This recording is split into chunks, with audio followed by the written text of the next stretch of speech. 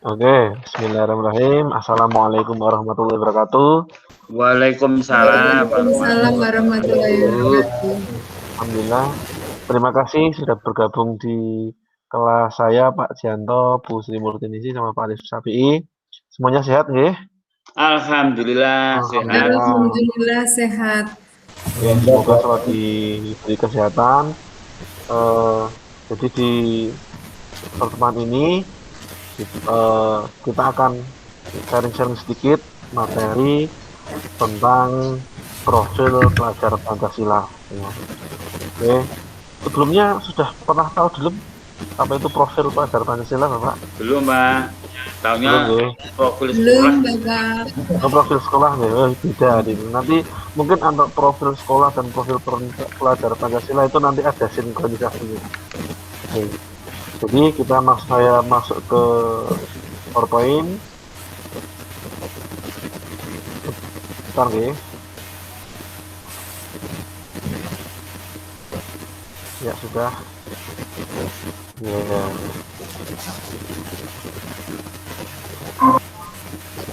Ya. Oke, terima kasih. Ya, ini profil pelajar Pancasila dari saya Hilal Fatamuranto dari SMK Negeri 1 Belaju. Perlu Bapak Ibu ketahui bahwasannya pemerintah pada tahun ini mengembangkan kurikulum yang pada intinya tujuannya nanti akan mencapai apa yang namanya dinamakan profil pelajar Pancasila. Nah, apa toh Pak profil pelajar Pancasila tersebut? Nah, dari sini saya akan membacakan dulu definisi tentang profil pelajar Pancasila, yaitu profil pelajar Pancasila adalah profil lulusan yang bertujuan menunjukkan karakter dan kompetensi yang diharapkan diraih dan menguatkan nilai-nilai luhur Pancasila beserta didik dan para pemangku kepentingan. Jadi profil pelajar Pancasila lulusan yang bertujuan untuk menunjukkan karakter. Jadi karakter-karakter ini yang diharapkan ada pada setiap siswa di Indonesia. Nah, jadi ada beberapa. Ini ada 6 dimensi. Oke. Suara saya masih bisa didengar, Bapak, Ibu? Sangat kuat. Sangat. Oke. Oke, terima kasih. Jadi yang pertama adalah beriman, bertakwa kepada Tuhan Yang Maha Esa dan berakhlak mulia. Untuk penjelasan kali ini minta tolong Bapak Arif bisa membacakan.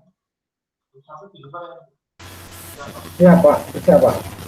Oke. Yang pertama, beriman, bertakwa kepada Tuhan Yang Maha Esa dan berakhlak mulia. Sebelum saya lanjutkan, apakah suara bisa terdengar nih?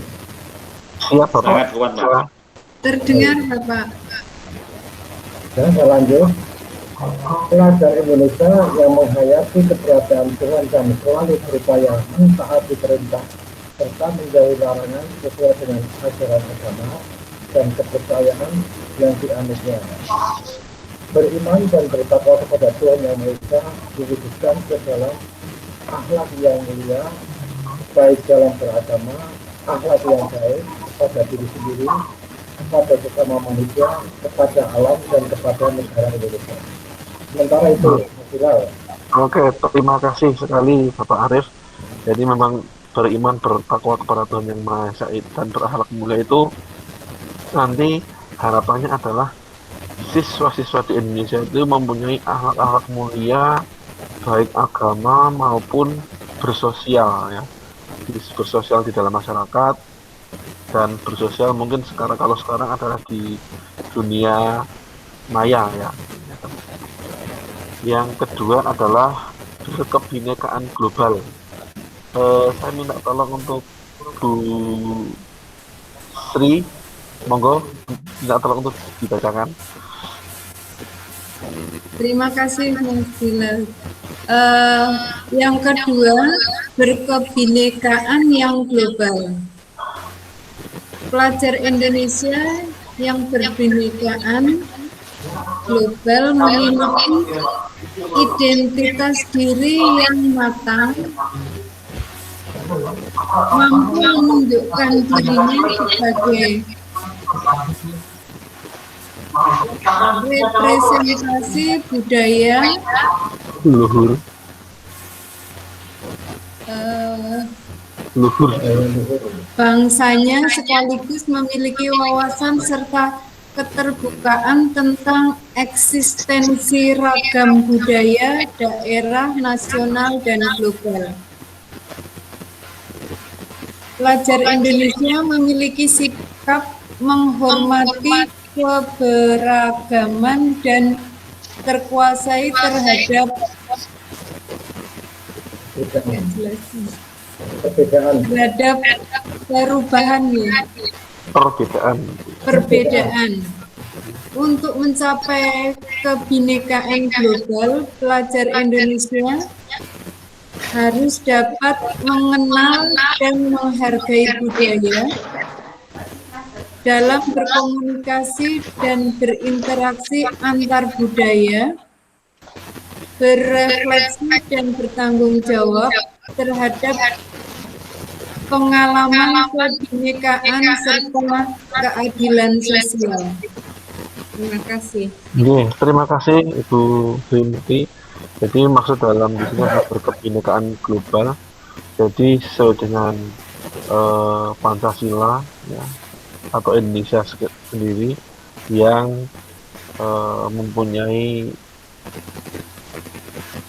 jimat adalah Bhinneka Tunggal Ika ya, walaupun berbeda-beda tetapi tetap ada cuma. Itu juga dengan profil pelajar Pancasila yang selanjutnya ini, yang nomor 2 ini, yaitu berkebinekaan global.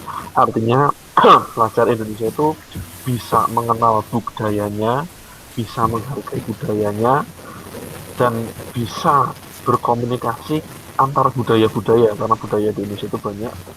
Jadi bisa mengenal, menghargai, berkomunikasi antar budaya, kemudian bisa membawa budaya Indonesia itu biar lebih dikenal oleh orang luar negeri, mungkin seperti itu. Kemudian yang selanjutnya mandiri ya. Mungkin saya bisa dibantu Bapak Cianto, monggo.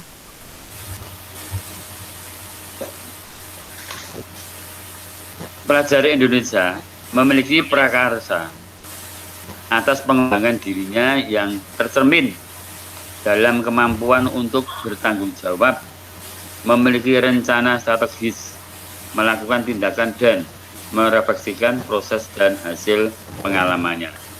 Untuk itu, pelajar Indonesia perlu memiliki kesadaran akan diri dan situasi yang dihadapi serta memiliki regulasi diri. Oke, terima kasih Bapak Cianto, Pak Ketuali. Jadi memang mandiri itu ya diharapkan pelajar-pelajar di Indonesia itu mempunyai tanggung jawab, mempunyai pemikiran, mempunyai jiwa yang mandiri. Mandiri artinya dia itu bukan terus menyendiri, bukan, tetapi ketika dia sendiri diharapkan mampu untuk menunjukkan, mengembangkan potensinya, dia selalu siap. Oke, terima kasih. Ya, selanjutnya adalah bergotong royong. Jadi bergotong royong di sini pelajar Indonesia memiliki kemampuan untuk melakukan kolaborasi dengan sukarela agar kegiatan yang dikerjakan dapat berjalan lancar dan mencapai tujuan untuk kebaikan bersama. Hal-hal yang harus dilakukan pelajar Indonesia untuk mewujudkan gotong royong adalah melakukan kolaborasi, memiliki kepedulian yang tinggi, dan berbagi dengan sesama sesuai dengan budaya luhur bangsa Indonesia, yaitu bergotong royong ya. Itu sudah ada sejak zaman dahulu dan sampai sekarang tetap dipertahankan, dan kita sebagai guru berusaha untuk agar anak-anak kita, siswa-siswa kita, pelajar Indonesia juga bisa meneruskan budaya gotong royong. Mungkin itu juga banyak tercermin dalam media sosial, bahwasanya bergotong royong dalam masyarakat itu ketika Bapak Ibu pernah melihat video tentang banyak warga yang menjunjung masjid untuk Masjid Apung yang dari darat dibawa ke laut. Itu salah satu budaya yang mungkin patut diapresiasi dan di dunia luar sana belum begitu maju dalam hal bergotong royong. Yang selanjutnya ada bernalar kritis. Pelajar Indonesia yang bernalar kritis berpikiran secara objektif, sistematik, dan saintifik dengan mempertimbangkan berbagai aspek, ya, berdasarkan data dan fakta yang mendukung, sehingga dapat membuat keputusan yang tepat dan berkontribusi memecahkan masalah dalam kehidupan serta terbuka dengan penemuan baru. Untuk bernalar kritis, pelajar Indonesia perlu memperoleh dan memproses informasi serta gagasan dengan baik, lalu menganalisa dan mengevaluasinya, kemudian merefleksikan pemikiran dan proses berpikir. Bernalar kritis di sini, jadi perlu banget karena sekarang media sosial itu sangat cepat sekali, bahkan mungkin berita yang mungkin saat ini ada di Papua bisa dalam waktu hitungan jam bahkan menit sudah bisa diketahui oleh orang-orang yang berada di Jakarta. Saking cepatnya proses informasi tersebut. Nah, hal itu perlu juga didasari dengan pengetahuan atau analisa yang kritis atau nalar yang kritis. Bisa dianalisa, dievaluasi, kemudian direfleksikan pemikiran dan pikiran yang positif, ya. Pikiran-pikiran yang baik yang bisa membawa kebaikan pada kehidupan masa yang akan datang. Yang selanjutnya atau yang terakhir adalah kreatif. Kreatif di sini dimaksudkan adalah pelajar Indonesia mampu memodifikasi dan menghasilkan sesuatu yang orisinal, bermakna, bermanfaat dan berdampak dalam bentuk gagasan, tindakan, dan karya nyata secara proaktif dan independen untuk menemukan cara-cara lain dan berbeda untuk bisa berinovasi. Pelajar Indonesia yang kreatif adalah pelajar yang bisa menghasilkan gagasan, karya, tindakan yang orisinal, memiliki keluasan berpikir dalam mencari alternatif solusi permasalahan. Mungkin yang di sini kreatif untuk murid-murid SMK dulu. Kreatif pertama menciptakan hal-hal yang baru, hal-hal yang mungkin belum pernah dibuat atau diciptakan sebelumnya, ya. Kemudian anak SMK bisa kreatif membuat terobosan-terobosan yang mungkin kecil-kecil dulu lah, tapi yang jelas harus bermakna dan bermanfaat gitu. Yaitu untuk yang kreatif. Kemudian ini ringkasannya tadi untuk penjelasan tindakan-tindakannya. Kemudian yang terakhir, yang selanjutnya adalah kegunaan profil pelajar Pancasila.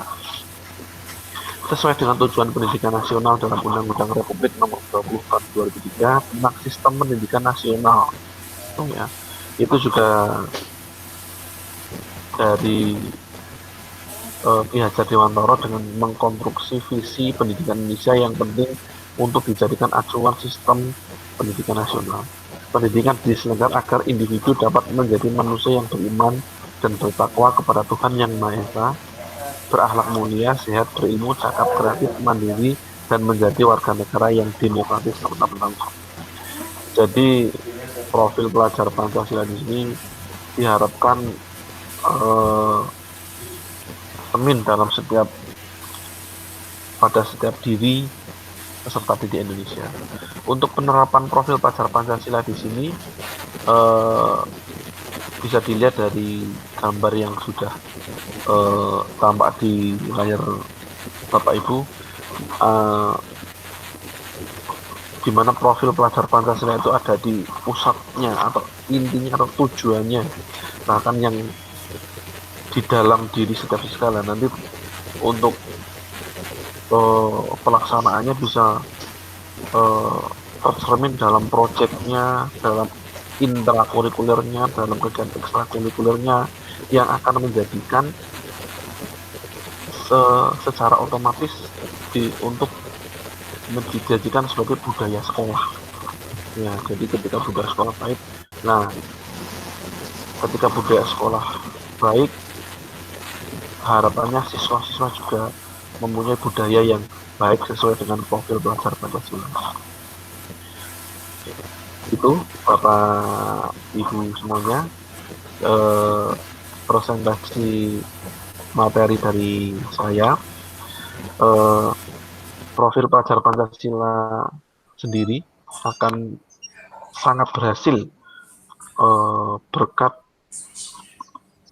dukungan Bapak Ibu semua. Jadi ketika Bapak Ibu semua menerapkan, mudah-mudahan tujuan pendidikan atau profil Pancasila ini bisa terwujud. Itu dari saya. Monggo mungkin ada yang mau menambahi atau ada pertanyaan terkait dengan profil pelajar Pancasila. Terima kasih Pak Iman. Monggo. Ini kami mau sekedar ingin tahu atau mengetahui contoh-contoh dari kegiatan pelajar Pancasila yang kaitannya dengan karakter gotong royong. Barangkali mungkin kegiatan real yang ada di sekolah. Terima kasih. Betul sekali. Terima kasih. Sebelum saya menjawab, mungkin dari Bapak Arif atau Bapak Sianto ingin menambahkan terlebih dahulu. Arif.